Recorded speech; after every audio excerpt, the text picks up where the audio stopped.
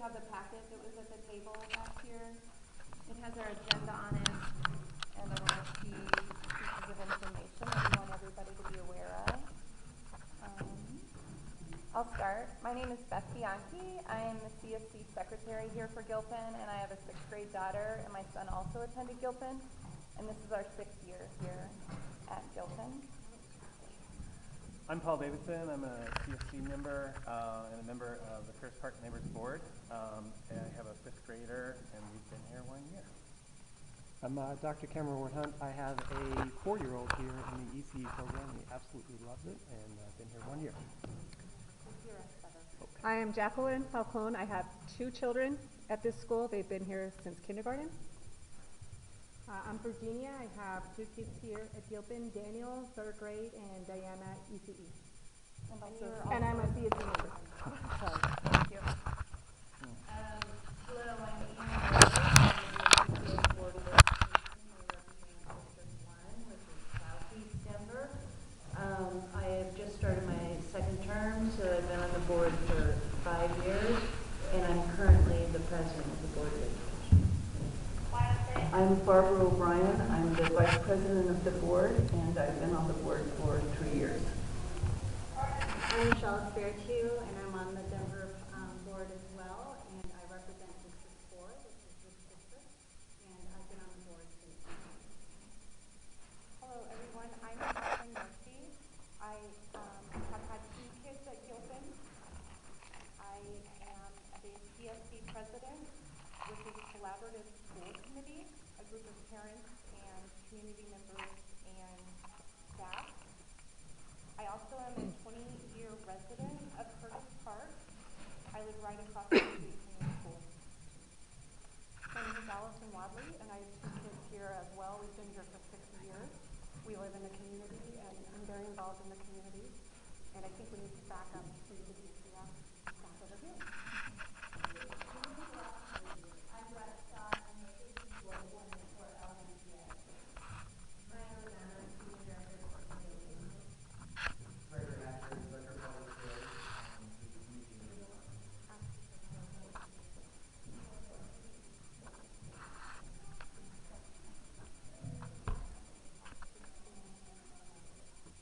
Do you guys want us to use a microphone? We do have, okay. Put that in That's that. right. Microphone makes everything stereo.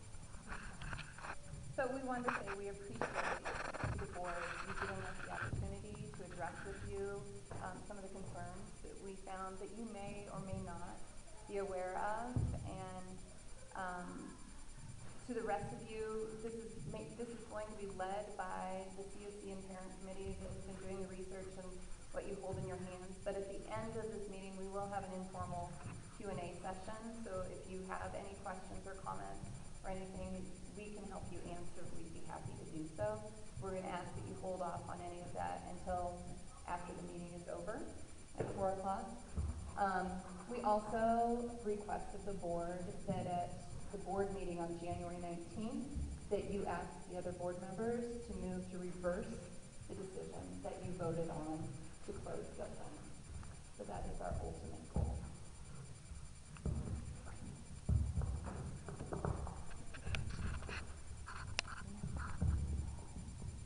Hi, and I echo Beth's sentiment. Thank you so much for making the time to be here. We really appreciate it, and thank you for the DTF staff that hopefully will be able to answer our questions today and speak to some of this information. Again, we appreciate the opportunity to do that. Thank you for the parents and teachers and administration that's here. We appreciate your being at the school and your participation in this process. The agenda that's in front of you is a little bulky for an agenda, but I just wanted to make sure that our thoughts were on paper so that it was something that people could take with them and, had the backup attached to it so that nobody had to ask questions about where our information came from.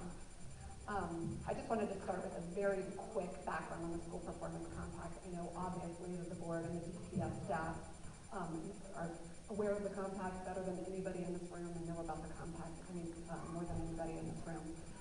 But again, just wanted to highlight that the goal of the School Performance Compact is having great schools in every neighborhood and safeguarding students in public interest. by expanding high-quality school choices in all communities through differentiated supports for existing schools, turnaround efforts, and strong accountability systems. The purpose, as we've heard over and over again, is for a transparent and consistent policy to identify schools for restart or for closure.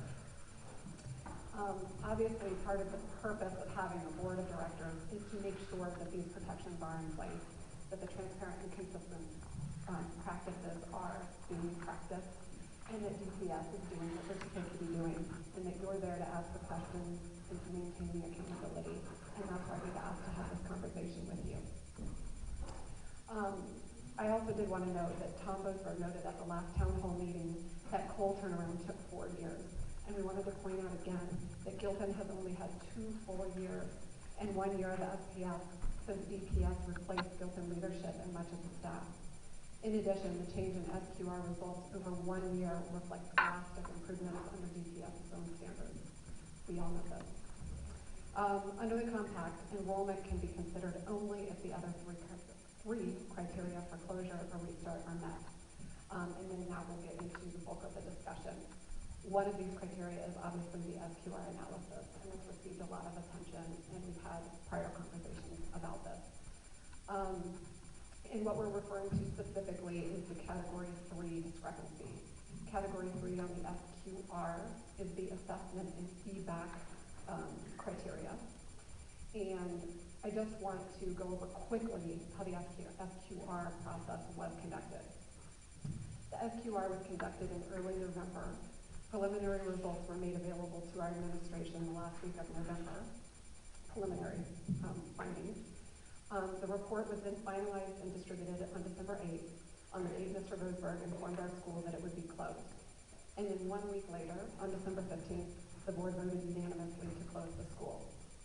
And my point in going over that is that the process was incredibly swift. Within 2 days of receiving this report, parents were questioning the results of this Category 3 result.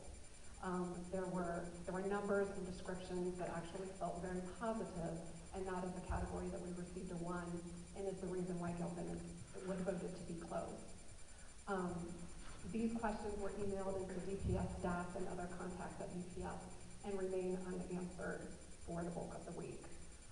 The night before the board meeting, Dr. Spiritu was nice enough to meet with parents, community members, and Councilman Brooks to have a discussion about concerns, including this Category 3 discrepancy. During that meeting,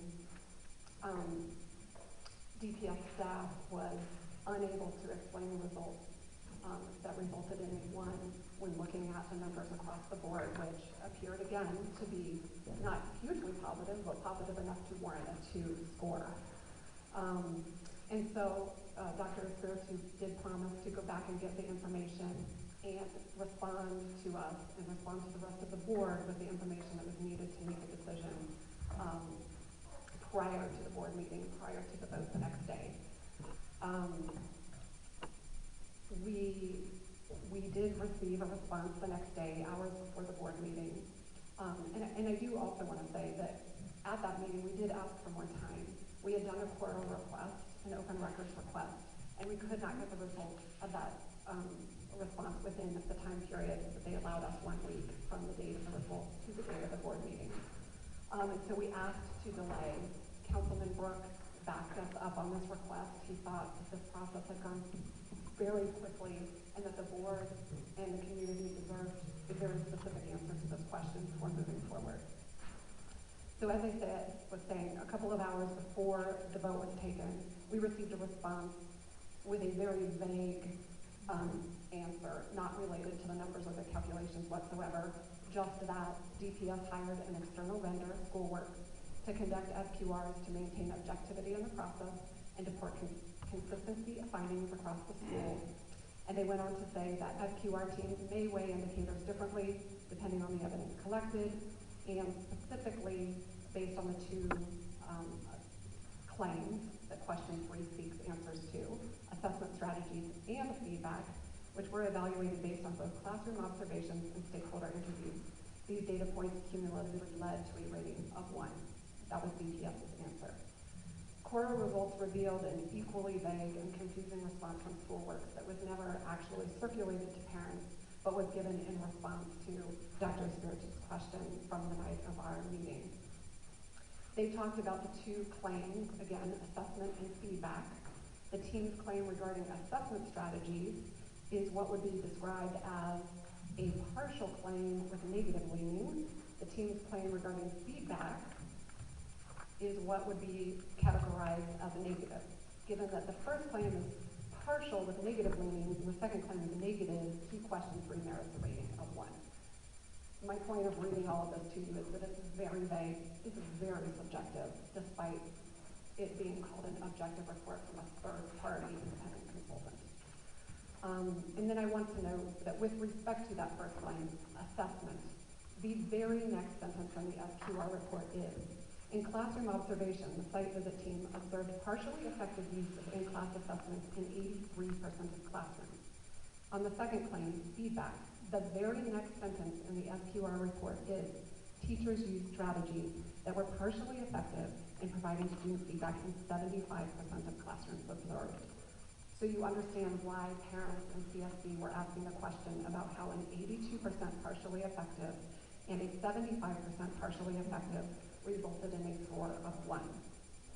Moreover, the preliminary report that was received by our school, and that's listed as attachment 1, if you read, this is again question 3, first bullet point, teachers used a variety of in-class assessment strategies to reveal students' thinking about learning goals according to the school's academic philosophy.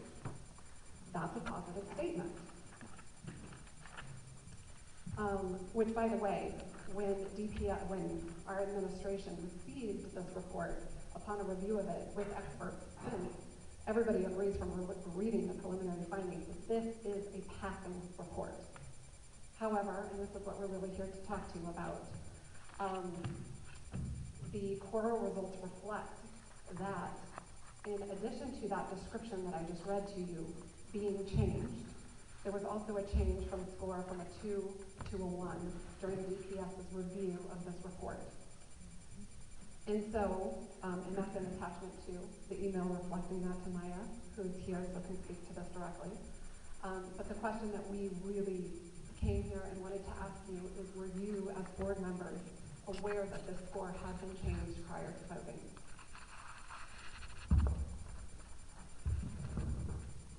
No, I was not aware of that. No. And that's what we assumed. We assumed you were not aware of this information. We felt that obviously that the score had been changed. When you say we hired an independent contractor to provide an objective report, and then DPS during their factual review period changes a score from an independent contractor from a 2 to a 1, it raises very big concerns for us and for everyone. It doesn't appear to be evidence-based in the way that they presented it to be, and this connected with the motivation behind the possible score change, which was also brought to our attention during the Cora review request, which brings us to our second bullet, the desire to use Gilpin for DPS offices and a charter school. This conversation started in October, and emails reflected, and again, prior to the SQR even being conducted, emails reflect that charter schools begin to contact DPS manager in new schools, presumably in response to a request. DDES is interested in this school for a new middle school. On November 2nd, an email is circulated among DPS staff discussing what is possible for the Gilpin building. On December 8th and earlier, there are numerous emails reflecting that they have proposed using the entire second floor of Gilpin for CTE offices as well as PD meeting room and offices, DPS administrative offices.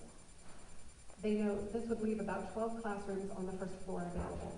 Having only 12 rooms would change the list of those interested and would likely allow us to only place one additional school use in the building.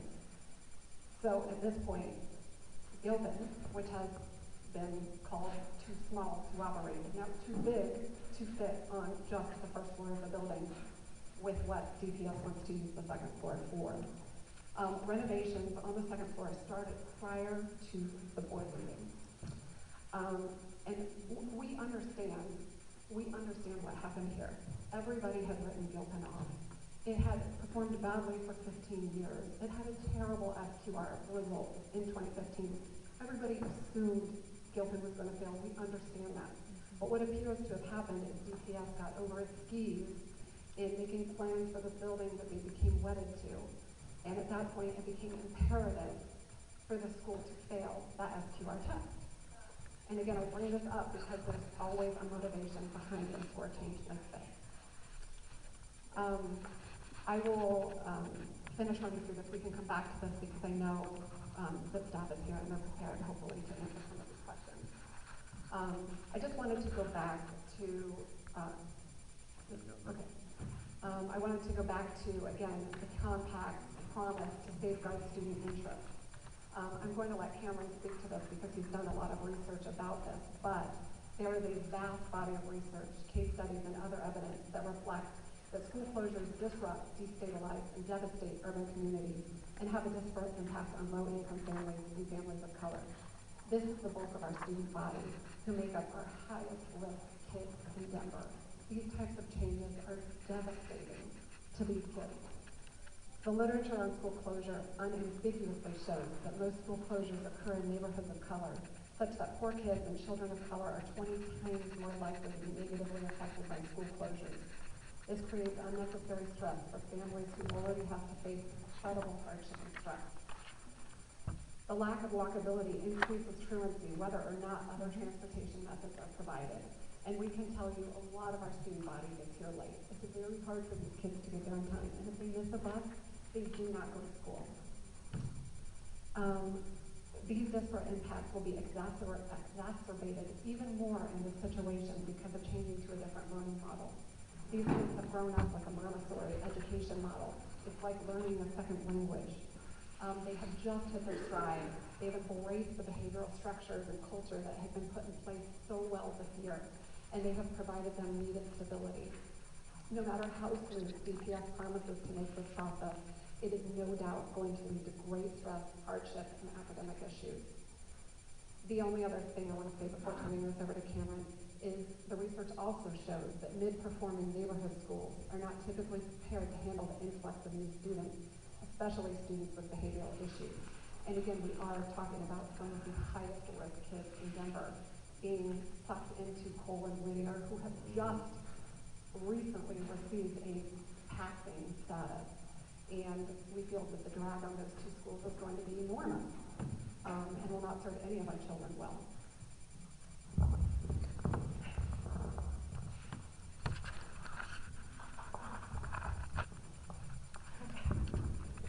Microphones are always awkward. This is great. So just to summarize from where Allison left off, we were very concerned by the core results that showed that SQR altered the score from a passing 25 to a failing 24. And then from the emails that we received from DPS, which cite the exploration of this facility as used for office space, which to us provide great cause to question the credibility of DPS's impartiality in rendering the school performance compact. And I know that's a big part of your decision to vote to close Gilpin, and that your trust in the district has to be there for you to trust those results. As we explored further, we wanted to back up and take a look at closure as the principal method of school reform, which is in fact the ideological basis of the school performance compact, as its principal results are either restart or closure. As we begin to dig into it, we discovered that the research shows that this is in fact based on really thin ground, that the research for closures is in fact quite mixed, and when you throw in kids of color and low-income families, the outcomes tend to be far more negative than positive. And that led us to say, okay, maybe we should question the entire premise of the school performance compact, that closures in fact do not result in more positive outcomes. And in fact, for students here at Gilpin Elementary, as one of the parents said, when they look at, do they transfer them to that bastion of performance that is Whittier, or that solid, outstanding school, which is Cole, what kind of outcomes can we expect for them down the road? And the literature says, and we can provide you with references because I know you're fans of evidence-based research and practice, that it says things do not look good for them, that school closures result in quantitatively lower scores for those kids, qualitatively immense social disruption which impacts their family life, as Allison was saying, makes it more difficult for them to get to school, increases truancy, increases discipline issues, and in this case will very likely lead to decreased performance, not just for those students, but for the schools they transfer into as a whole. So this has led us to want to ask the question, given some of this research, which I'm sure you're aware of, and given that this ideological basis is on shaky ground, do you still think that closure is the most justified principal tool of reform that DPS has in their arsenal, or are there better ways to go about this problem? That wasn't entirely meant to be rhetorical, so if you'd like to provide a rejoinder. You can save your rejoinder for the end. Last day of the year, I hand back the word to Beth and Catherine for a conclusion. I just want to talk about the enrollment issues because even though you're not permitted to look at enrollment unless those 3 criteria are met, I know it's a big issue and it's been repeated by Tom Boasberg and staff repeatedly that there is empty seats here, empty space here, empty seats at Whittier, empty seats at Cole. And obviously we talked about the space issue earlier. We really wish somebody would have come to us and we could have creatively figured out the use of space for this building. We could have brought DPS administrative offices into here. We could have figured this out. But to the enrollment issue, I want to talk about DPS's contribution to the enrollment issue. In the spring of 2012, and in response to the proposed charter school, Downtown Denver Expeditionary School, the District School Improvement and Accountability Council warned that DPS was opening too many new charter schools, especially with 4 nearby elementary schools, all with available seats. They recommended that approval only be given for DDES if the district could demonstrate that it had specific plans to achieve high performance for 2 nearby turnaround schools, Gilpin and Greenlee, and that there is a need for the proposed school. And now, 3 years later, Gilpin and Greenlee are the exact schools on the chopping block with enrollment issues being cited. DPS provided enrollment statistics to us as part of this, and they reflected that DPS was well aware of their declining enrollment projections since 2007. And so the fact that they put DDES in place in 2012 that drew a lot of our student body is really unforgivable. University prep as well. And university prep, but that was already open. It was one of the 4 schools that was funding. It was, but yeah. Yeah, 2011. Sorry. So I will hand it over to you guys for conclusion, and then we will open it up to DPS. That's great. Thanks again, everyone, for being here. I know this is a really difficult conversation. I want to say that my personal experience in poring over information and hearing people speak about Gilpin's closure has enlightened me to some greater issues. I understand that the charter movement has been in place for 20 years nationwide, and it was a good intentioned problem solver for family schools. And then you have the No Child Left Behind, and you have the newer Obama Education Act. What's happening now after 20 years is that nationwide, people are starting to realize that there are unsolved problems with dealing with failing schools, especially in low-income, minority, and otherwise disadvantaged neighborhoods. The outpouring of support that our team has received has been enormous. And it made me say, okay, I got myself into the CSC president position. I better darn well represent. And so thank you everyone for bringing that to my attention. And I think that it is a fight worth fighting, but we need to do it productively. And we need to start coming up with real solutions to the problems that have arisen out of this whole movement that are cropping up in the SPF and in Denver. And Gilpin is the same example for all of everything else that's going on out there. We've had people from other neighborhoods afraid that their neighborhood school is next. So we're not only here for Gilpin, but we're here to solve a larger problem as well. And we're going to keep on with the board until we see results for that.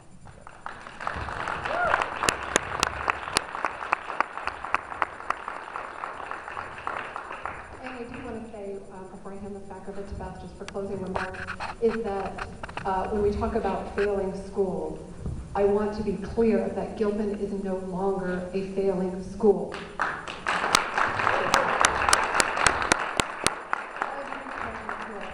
Every teacher here can speak to how special the school is and the huge improvement that the school went under in just 1 year.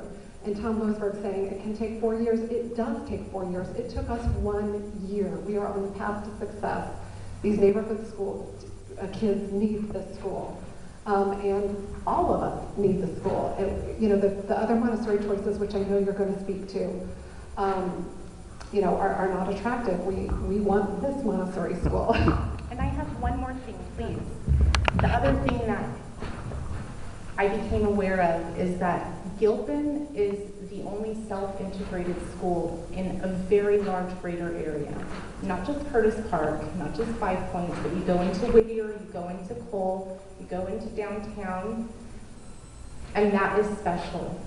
And our neighborhood representatives have been very careful in the planning of our neighborhood, which we are seeing tons of new development coming in the next few years, to keep that diversity.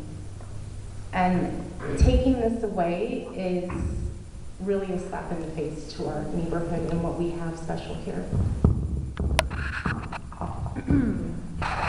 So, for our part, to surmise, we want you to know that we're here to represent all of the parents and all of the students who don't have a voice in this process, who over the last few days really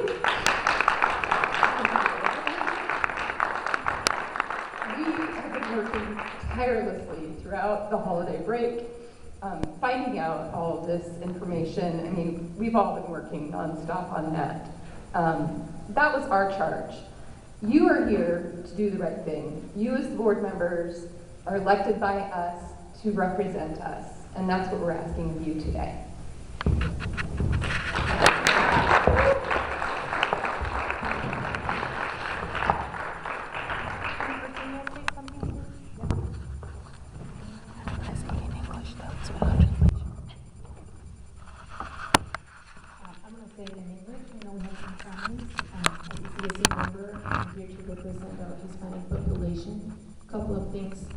I've been a parent at Gilpin for 6 years.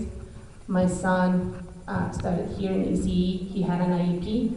He is a second language learner, and all I have to say is Gilpin opened the doors, regardless ethnicity, regardless language, regardless economic status. What's going on outside is killing me every day. Violence, lack of responsibility. These kids are gold. And like I said before, they are not just numbers, they are human beings. And I keep hearing from other people, we want your student to have a good education, we want your student to go to a great school. I'm his mother, and I want him to stay here. And I might look old, but I want what's best for him. And as a parent, Gilpin is the right fit for him. And I'm gonna be there for him, I'm gonna fight for him, and for the rest of this community. Thank you.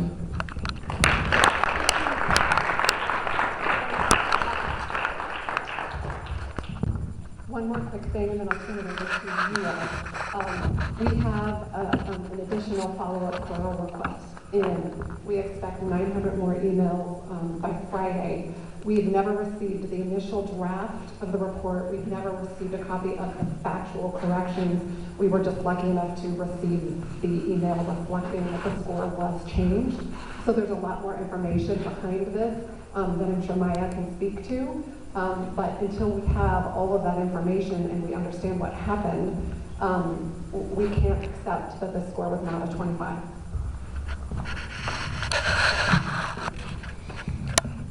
Thank you to all the members of the CSC. I truly appreciate the work that you've invested in understanding this process and sharing all of this information with you that we didn't know about. And so we know your commitment to your students and to this community, and so thank you. We did come with members from the district because we were at the December meeting, and Barbara and I really heard the concerns of the family members and heard interest in continuing with the Montessori program, a real commitment to Montessori, as well as what some of the challenges were. And we were about just as frustrated as many of the families as we left that meeting, feeling like there were many unanswered questions as well. And so we've really pushed the district to work on what are some of the options that we can offer families in Gilpin who are really interested in considering the Montessori program. So we have some news to share around that, but given the questions and the information that you've shared around the school performance contract and the process and the data, I want to ask Maya to respond to the questions that you've posed. So I'm going to answer the SQR questions, and then I can turn it over to another colleague on some of the facility questions. And so I honestly, DPS never did a factual correction process. There were 3 stages at which the rating may have changed between the initial draft that was generated by the team on site here at Gilpin that day. And those were an internal schoolworks norming activity, so they make sure that despite different teams going to different schools, that their ratings and their evidence aligned to the rubric consistently. There was then team members able to review the findings to make sure they were accurate. And then Principal Riggins had the opportunity to review the report and make sure that she felt it factually represented what happened. So at any of those stages, ratings could have changed. DPS staff never did a factual correction review. We can provide some more documentation on that to you guys. What about the 3 DPS members that were part of the team? There were 2, and they did get. There was 1 parent and 2 DPS staff members. Okay. So there were 3 people sort of that came. They were not from schoolwork. 2 of them were DPS staff members, and 1 was a parent from the broader Denver community. And they did have the opportunity to review the report. Yes. Again, I don't know where in the process the rating changed. We, again, to your point earlier, do believe that the objective third party conducting the SR was essential to the process being consistent and transparent. Can I ask a quick follow-up question? You said that Ms. Kimberly got to review the initial findings. Yes. But she really only reviewed some narrative bullet points, correct? She never saw any kind of statistics or any kind of evidence-based. It was really just No numbers. No numbers. Yes. yeah, and because okay. Yes, that is correct, and that is for the traditional factual corrections process, because, and I don't want to speak for them, but that is to make sure that people are focusing on factual corrections, again, about what happened in the school. It's not the opportunity to argue about evidence related to the rubric ratings. Can I ask one more question? Sorry. So we've been asking since December 14th how the 1 was scored. So were you unable to ask Schoolworks for their rubric and their methodology? We asked them for the responses you have seen. Again, we believe it's really important that we don't get overly involved in that process. If you guys have specific follow-up questions on the answer you were given, please pass them along and we'll see what makes sense for that. We do, and we ask those questions immediately. We've been asking these questions for a while. How does 82% partially effective in assessment and 75% partially effective in feedback equal a 1? And when we asked that question, we got the answer that you were providing. That No, is not that's- an okay answer. That's not what that answer was. That's not what that doesn't answer equal did. 1. That equals 2. Again, this is Schoolworks rubric, and we think it's very important that they generate the final ratings, not us. Much for the same reason you did not want us to have altered a rating. We don't want to become overly involved in the process. So unsatisfactory. I mean, I don't think DPS should have voted based on that answer. And 82% equals a 1 because it's maybe with the positive, maybe negative. I mean, it's, how can you vote on that? I thought you would have, like, you'd be able to share it to us. why it was a 1 and not a 2. So you're saying there was no more detailed review by the board or anyone at the district of that SQR? It's the equivalent of saying, I like the colors, I don't like the colors. Is All that? we reviewed was the report, the final report, and generating our staff recommendation. And so I'm led to believe that you did not have access to better information to make a decision from either. Is that also correct? I mean, we use the numbers from the SQR, so the final report, yes. And anytime a school goes from a 25 to a 24 in a factual correction in an open school versus a closed school, there should be a bit more conversation. Ms. Riggins did not get to re-review the narrative changes once a material change was made to the report. I don't believe other team members were allowed to re-review the report because they finalized it immediately after making the change. It just appears that this was very sloppily done, again, for bad motives.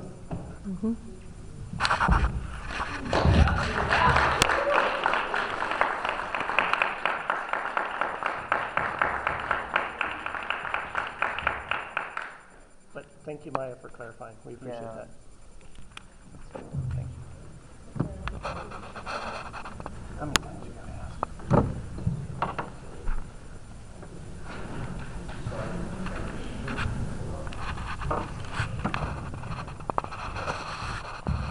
Good evening, everyone. As I said, Gregory Hatcher, Public Service District. Thank you all for being here. In terms of facilities, I don't work on the facilities team, but in terms of what I reviewed, of what's in the packet that you have provided this evening, what I will say is that we have worked over the past few years, right, to do as much planning as we can ahead of time as moves and transitions happen. In the case of BDES and interest in this facility, as charter schools have interest in numerous facilities across the district, one of the questions that come up is, can we move in X facility if this were to change? And if we get that request from someone, we provide some response and some background on it could happen, but we have not done anything to guarantee or entertain the thought at this point that they would be coming here or that a school would be placed here. There's a whole community process that goes into that, which I know we've spoken with the CSC a few times about the process that will go into the next steps about what will come to this facility, given that it is a facility within this community directly. And you're speaking specifically about a school, because we have information that says you've been talking about putting the offices upstairs. So are you only speaking to a school? It would be the overall use of the building, both for professional space for our employees, but also for school level folks at the charter or a district run school which uses the facility. Administrative offices are going on the second floor, right? That is the plan. I can't say that for sure. No. That's correct. Okay. So why did construction start the day that was announced prior to the board meeting? I'm not aware of any construction that's taking place. I can send honestly, we're not aware of any construction that's taking place from our purview in our office, right? And like I said, we're not on the facility side. I can do a little bit more look into that, certainly. But again, not aware of any construction at this time that has taken place for the moving of administrative offices to this facility. Okay, and it does need to be addressed because the teachers are having a hard time teaching with all of the construction going on. So we will definitely look into that. So, Allison, we bring up the facility thing. It may seem like a non sequitur, but I'm a trained intelligence officer and trained not to believe in coincidence. And so when we see what looks to us as though a plan to target Gilpin for their facility, and then we see an independent contractor adjust a score, as Allison said, on the limit to move things from open to closed, it goes to the question of motive, and it goes to the question of assurance and trust. And right now, we don't feel that we have been treated as a transparent community, that DPS has been fully transparent, that we get notice of this liminal major change in a core request. It suggests that maybe there could have been more transparency, more of openness there. And we feel that the circumstances surrounding the facility say, hey, maybe in fact people that have said Gilpin has been targeted, maybe their suspicions were correct in fact all along.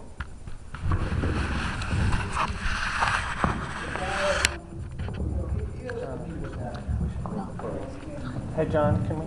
Yeah, I'll talk loud. Okay. Here's the news what's happening. People trying to solve this job. No one's going to sit here and tell the truth. I've been with the district for 31 years. It's difficult for me to come in our meetings and talk about different things too, because I think that my job will be on the line. I spoke to the superintendent right in the hallway one day and told him I thought his decision was wrong in closing schools. I respect him as a man. I believe everyone sitting up here got something in line for them to sit up and do later on, so there are steps to take. I'm on the school board now. When I get off and take a dust up and be somewhere else in the district, I'm not going to get up there and tell the truth because I don't want to lose my position. I understand that, but there's some lines going on here. You guys know what's going on. You want to step this bill because you want to do what you want to do. And you think about my position. What I think about mine too. I got a mile, 2 miles, 3 miles, 4 miles to feed. And I can't afford to lose my job, but I'm not going to just sit here and just let you guys just do what you want to do and think it's okay and we're supposed to tuck out there and walk away and say, it's okay. That's not it. You guys got a fight in your hand. I don't give a damn how long it takes. We're going to fight. So just when you go back to the school board, you guys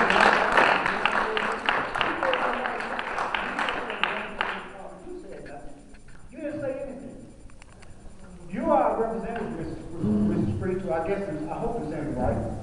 When we fail, you fail because this is your school also. Yeah.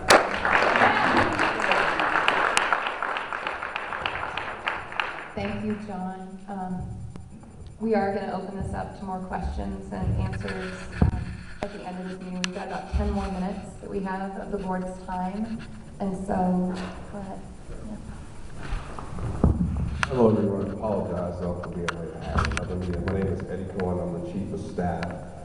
First of all, what I want to do is apologize. This meeting started as just an email between a parent and myself about concerns about schoolworks. So at least we wanted to have a follow-up meeting that was larger and with facilities and all those folks here. We can have that follow-up meeting. We've had another with the Gilpin community earlier with Albus Brooks. And I do want to say to the gentleman's point, Rochelle and Barbara have been pushing us. That's why we had an amendment around transportation. And what we can say now is that we've been in conversations.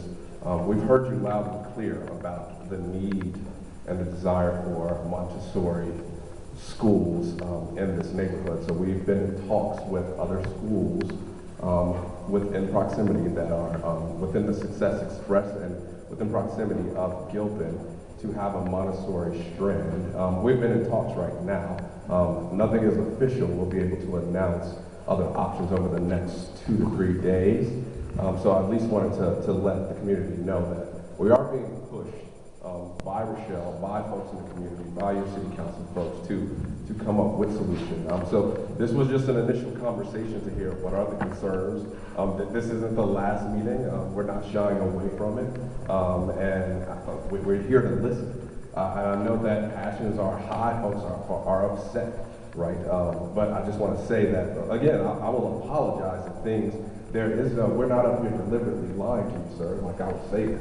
No one is up here, my colleagues are not being dishonest. That's just how I feel. Okay, no, and that's valid. I mean, to this gentleman's point, I mean, we have an issue with trust, and the history of being transparent and open, and we are here today to say we are working hard at that. And if it takes a meeting every other week to make sure that we get this right, like we're open to see where we can come to a solution. Can you address, any of you, what you will do now that you found out you voted with inconsistent information? As you know, we want a reversal. We feel like we deserve a reversal. Mm-hmm. If something like that is going to happen, it has to happen quickly because the January 31st choice is approaching. Everybody in the school has been holding off. They want to put their kids here. But we need to put this on the January 19th board meeting.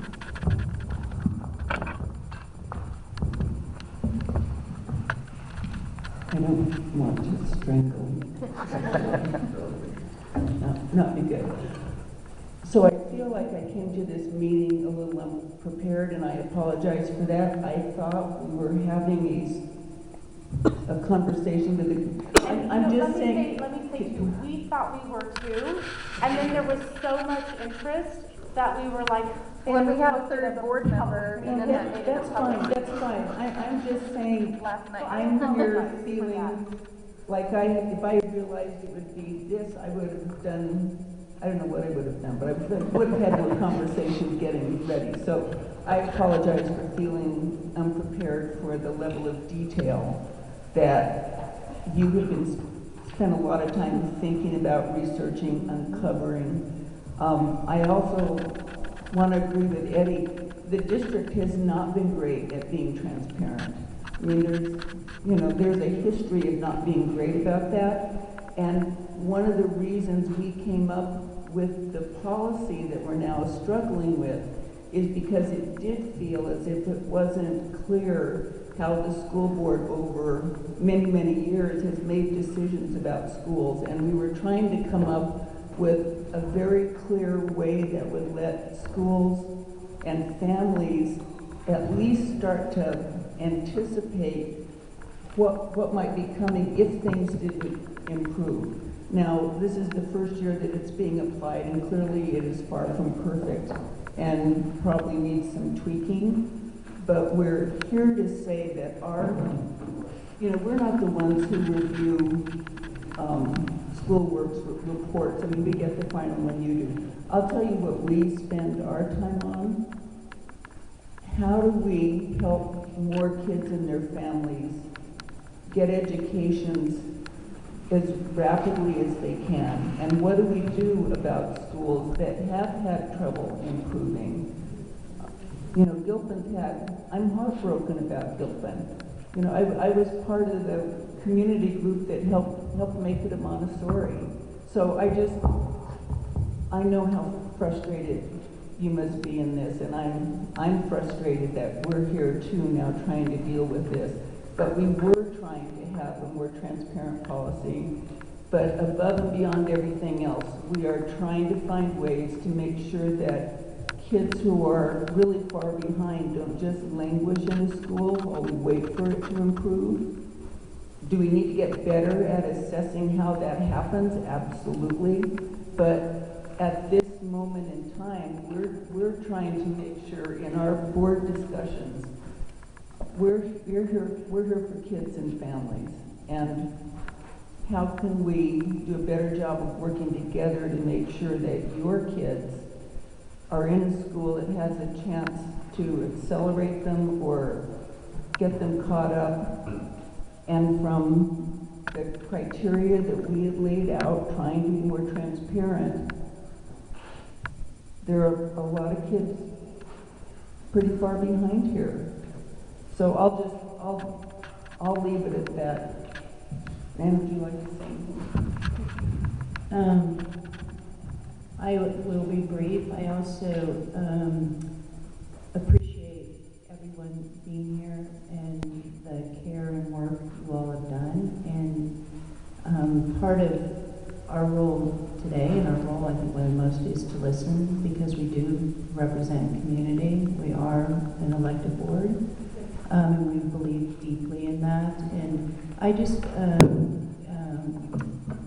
as we continue to work through this, I don't have an answer to your question, except that we have spent 2 years in creating this policy, and we have been out in school communities talking about it. And the school communities that may have been affected had sort of the understanding of that in the last spring, and that this was the process that was going to happen. I am hearing from you all and the work you've done that we can continue to improve greatly in implementation. And that's the reason Barbara and I had a chance to actually be thinking about this policy. It was really hard to think about things as one-offs, and it didn't seem fair to community. And so we want to work with community to continue to get better at being transparent. So your frustrations, your concerns, your thoughtfulness has not gone unlistened to. We have all listened, and we will take good care with that. So much more to do. With that said, thanks to Rochelle's leadership and Barbara's leadership, and Rochelle and I probably talked 20 times to each other a couple of days before the board decision, really thinking about how we could do transportation. And since then, my two colleagues have worked really hard on, is there a way to keep a really strong Montessori strand in an environment that you all care so much in the near Northeast Denver, and that matters. And so that's how we see our role, to bring those kinds of options, the access, but the quality matters. And we have an obligation to students and their families to not allow kids to linger in schools where they are not growing. And it is difficult, and it is real, and it is not perfect. But we want to work with community. I just want to say, though, that you have a duty to comply with the compact, and West Early has much worse scores than we do on the other two criteria. And they stayed open because they had a 25, and we had a 25 too. And so I'm not talking about, should we talk better about process or better about implementation, or does it need to be tweaked, or does it? No, there was a score change that was wrong here. We wouldn't even be having this conversation. Our school would not be closed if we had a 25. And so, you know, for you all as well, I would think you would really want that the accountability and the transparency, the lack of accountability and the lack of transparency here doesn't damage the compact and doesn't damage all the work that you're trying to do, which is, I know you're doing great work. I know you're doing good work. I know that the bulk of DPS people are doing the right thing. But this calls into question everything behind the compact and motivations and all of that. So this isn't a, we need to do better next time, or we need to look at tweaking it, or we look at the process. This 25 to a 24 has to be addressed. And you guys should want this to be addressed. We need to see that report, the first report. We need to see those factual corrections. If it looks like it was willfully altered, we all need to know that. We deserve to know that. Thank you.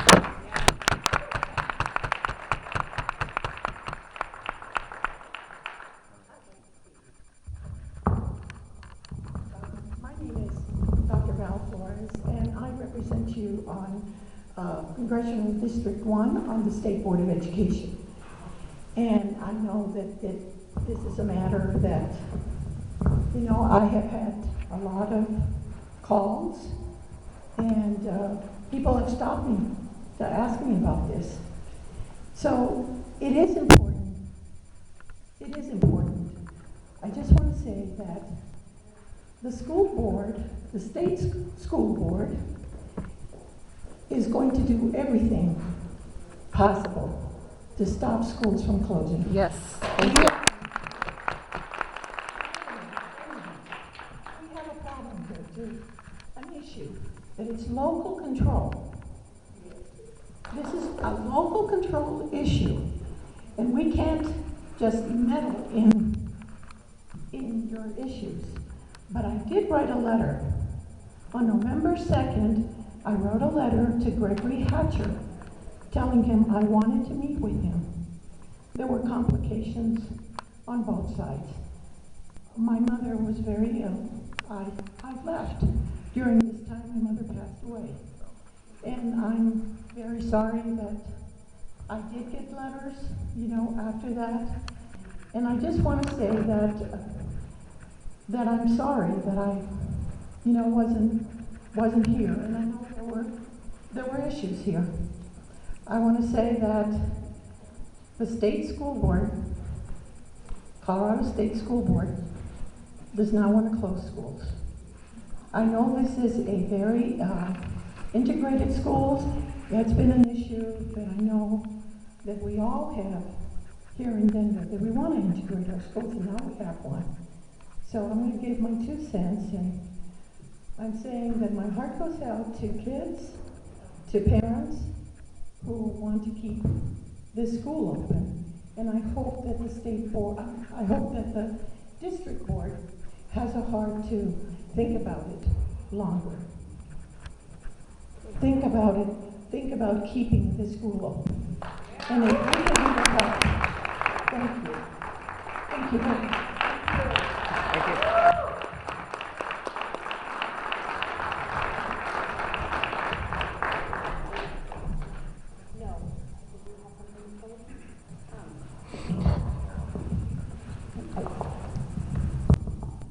There's definitely a lot to be thinking about, and I do continue to appreciate the information that you have shared with us, and I'll make a commitment to looking at this. Like Barbara, I wasn't expecting this kind of meeting, and so I'm sorry that I didn't have all the information to feel more prepared in this conversation, but I commit definitely to looking through the material that you sent to me. I think it's important in terms of our continued work together, in terms of being transparent and understanding process and timelines and when things happen in this process. And so I know that we also have another meeting that's being scheduled, a broader meeting that's being scheduled for next week on Thursday, and I'll plan on being there as well.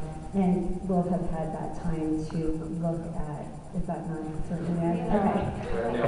That's not confirmed Is yet. it next Thursday, the board meeting? Yes. This Thursday, I meant next Thursday. Okay, sorry. But I do, I want to look at the information that you shared, and we'll commit to getting back to you around my thoughts on it. And do you think as part of getting back to us, you would be able to give us that initial draft report as well as all of the factual corrections? I think we need to talk to both our legal counsel and our vendors. Yes. See what they recommend, what their schedule processes, and then we'll consult our board.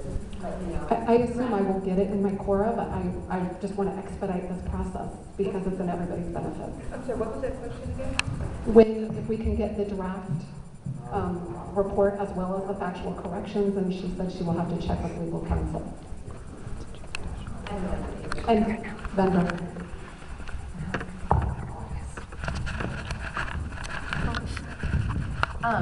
I know that this has been a fast process and that you all were not apprised of all the information that we have been able to dig up. We really have been working tirelessly on this since the 15th, or the 8th, whatever.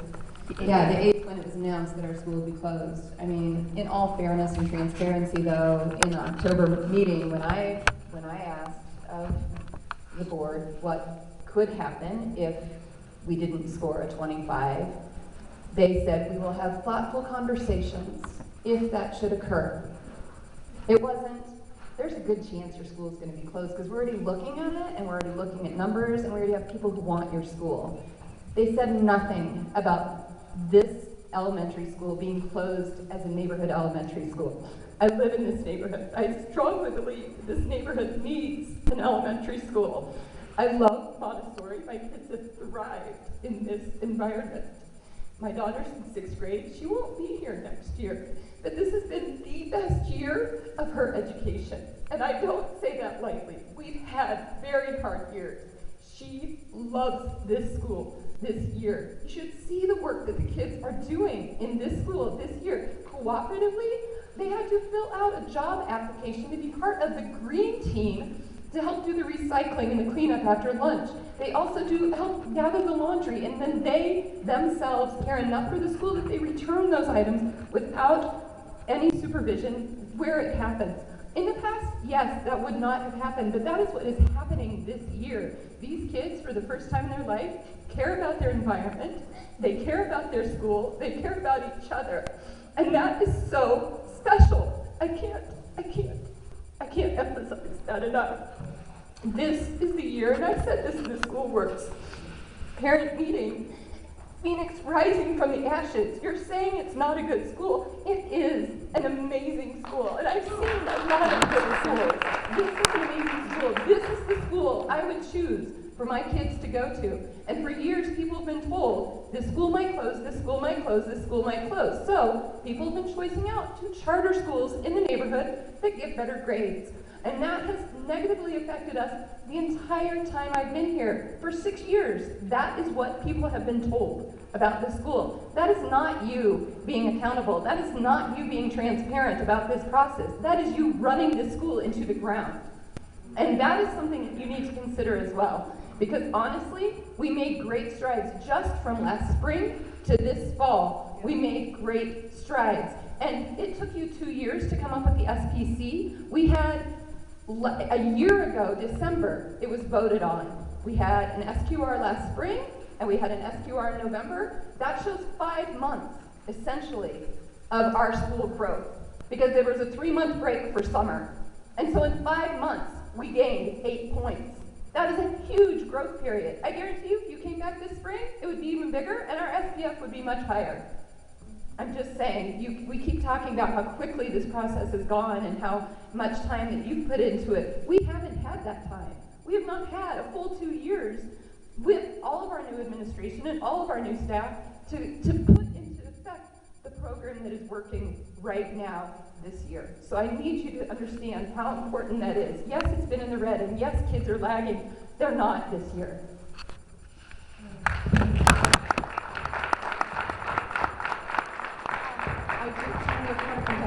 I do know that we asked for an hour, and I know you have things to do, and I know you need to leave, and that is fine. We have told parents that we will stay and talk to them, so do not feel committed to stay for this. But I do just want to have one of our teachers say a couple of words before you leave. So I'm Tanya Muftik-Stryker, and I came to Gilpin 2 years ago. Today, through the doors of my classroom walked my very first Montessori student that I ever had. It's Maria Harris. She's a DPS employee, and she came to visit me today. I think it's very auspicious. I am personally offended that this report was altered. It has besmirched the good work that every staff member has done. People say I'm brave because I'm not afraid to speak my mind. I could lose my job with DPS. I don't really care today because what I care about are the 27 scholars of Juilliard, of the 26 scholars of the Rose Institute, all the scholars that stand with Miss Noor, with Miss Leslie, with Miss Erica. See, we have names, and we go home every night, and we work hours, 9 hours, 10 hours a week extra. We don't get paid for it. Not a dime. We do this with love, and we are reduced to a number on a page. A number, 24 or a 25. I'm a 30.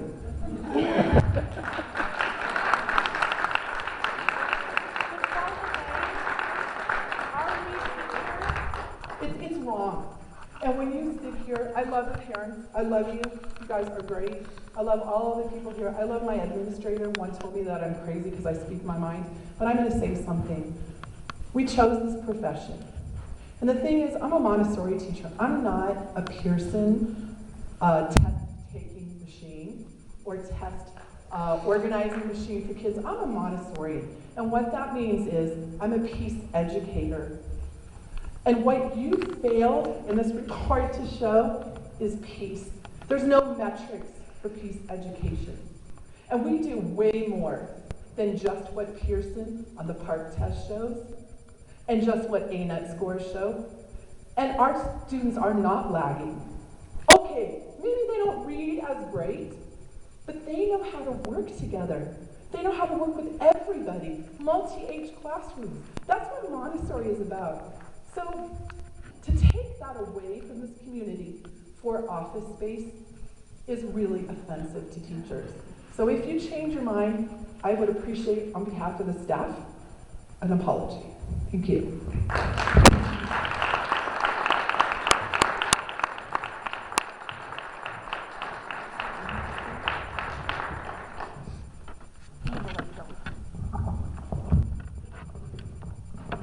I'm a science teacher, and when you teach science, everything goes based on evidence, not assumptions. I think the information presented today, all the data,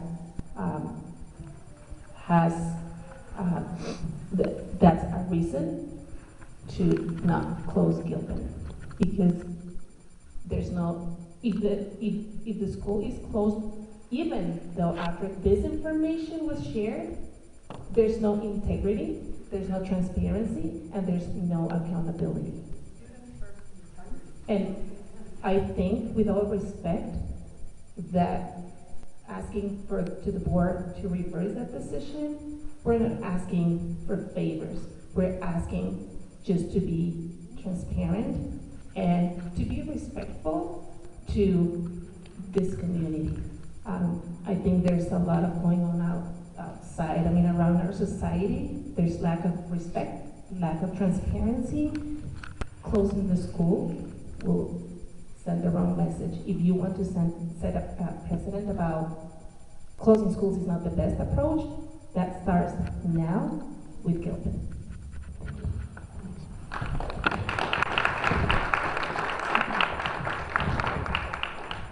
Yeah, if you don't mind, I really want to keep an eye on the ball here, which is we have two very legitimate concerns about the exercise, about how the compact was exercised.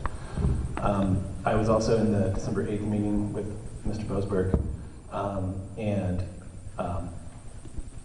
it was like the district is on a mission to fulfill the compact without any kind of discussion or debate or review.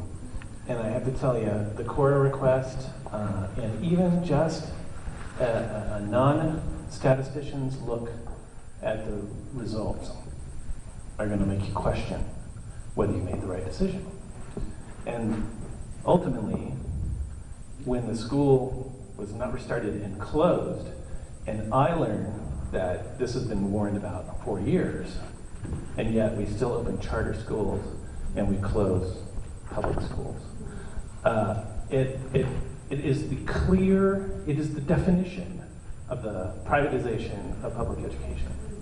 And I guess at the end of the day, I go back to the ball, which is the SQR results, which was a pillar of the criteria. I don't know how you can, we told you about that on the 14th and the 15th. It's still not answered. I don't understand how you cannot stop yourself, because there are 30 homeless kids in the school. This neighborhood has 49% of children in poverty. These are the disadvantaged youth that they talk about in the research. And this is a place where they get their food. And so you gotta make sure you have it right. I mean, you have to know, not a maybe. You have to know that you have the right decision. I think this is not a judgment call at this point. This is bad data. And anyway, thanks for listening to me sharing that, but I would really. I'm sorry. I personally would have to put a stop and say, this has got to be reviewed. We got to take a look at this. The SPC was rushed through within a week, and that was a mistake. So maybe admitting that this was a mistake and letting us all have another chance here. I think Paul is about to close, but before we close, I just have to make one comment. It was mentioned several times that the board would look at how to put a Montessori program back in this community, since the community wanted the program and is now losing it. I have to ask that in doing your research on where you're going to put a school, that you also look at how you build up that program, because Gilpin from the start was not built like the other Montessori schools. If you research Montessori schools all across the U.S., as we have done, we don't have the same enrollment criteria, we don't have the same program criteria, and it really affects this school and how it's implemented in our data. When I came here in 2014, this was not a Montessori school, and I don't say that lightly to offend anyone that was here, family or staff. It was not a Montessori school. We were given limits, and I made it my personal mission to leave this school in a better place. Meaning, every single day when I came in, whether or not we were going to be closed, because as they have said, we heard it every single day almost. So whether or not we were going to be closed, I wanted Gilpin to be in a better place. We were given limits, we made it lemonade. Today, this is a Montessori school that I am very proud of, and it was not that way 2 years ago. So I would ask give it the same program respect that you give it to other Montessori schools. Because Lincoln, Sandoval, Denison, they all have very different requirements than what Gilpin was given. And we still succeeded. Yes. Can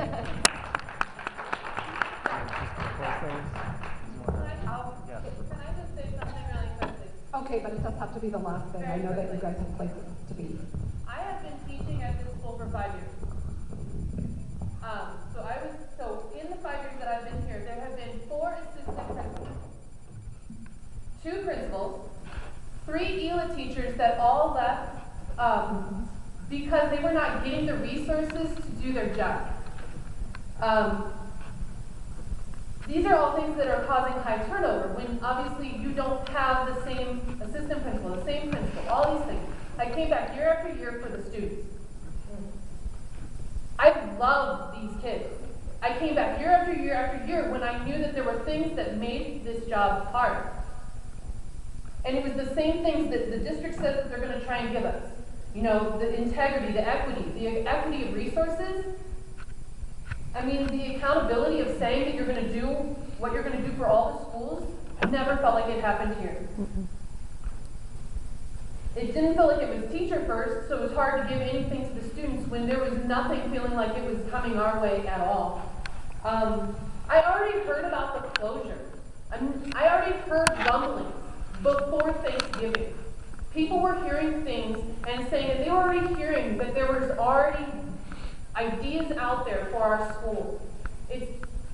I already saw things being changed this year before the SQR was put in place, and I just find that to be such a disservice to the people that have dedicated their time here. I feel like in the last 2 years, Kimberly, like 3 years, I mean, Kimberly came in, she had 1 year that she just had to, I mean, it was just a total changing of just a different administration. You can't even call that year. And then from last year to this year, immense changes. And I can say it because I have been here. And I've been here before she was here. And I've been here before Zed got here. And I'm saying this, what we're doing here is changing. And like it says here, it took 4 years for other schools to get their turnaround, and you're going to give us 2? When we have our extra point that somehow got lost in the shuffle? I just want to point out to the fact that, again, we're not numbers, we're people, and we come here every day to do this job, and to be treated as if what we're offering isn't good enough, and you can maybe just give us some more help. Maybe just give us something more.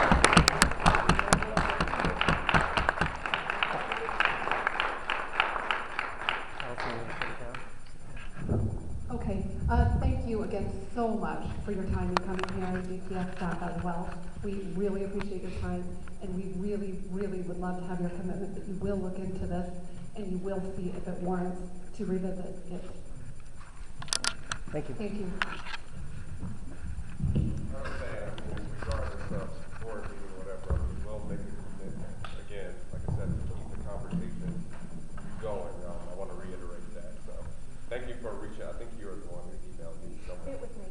Yeah, thank you for reaching out. Again, I know these are tough conversations, but I just want to reiterate, even beyond the board meeting, like we are, and your comments aren't lost on me about resources. We will make that commitment. Continue to not only meet, but to put action behind the next steps. Great. Thank you. Can you see where the pause button is? You have to press the same one. It's great to just have a conversation with us. We're